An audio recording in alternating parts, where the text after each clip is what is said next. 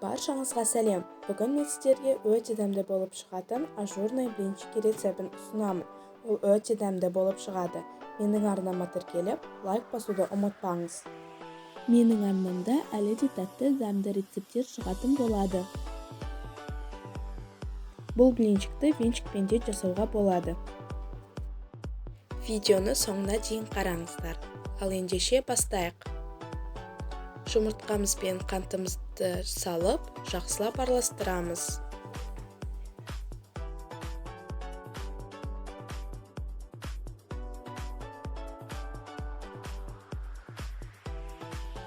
Жылы сүтімізді құйып, барлығын жақсылап араластырамыз.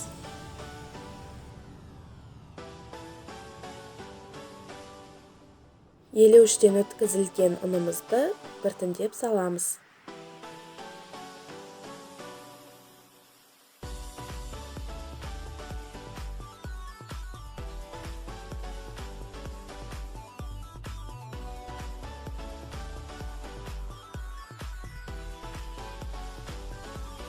Сұйық майымызды құйып, барлығын жақсылап араластырамыз.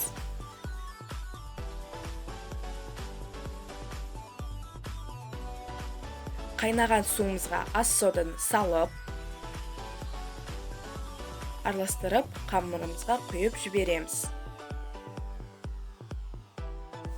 Қайнаған су болуы керек.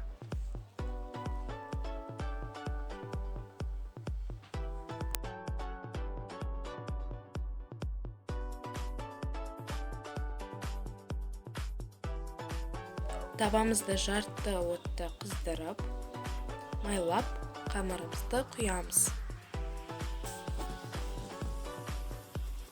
Блинчикіміздің екі бетін қуырып аламыз.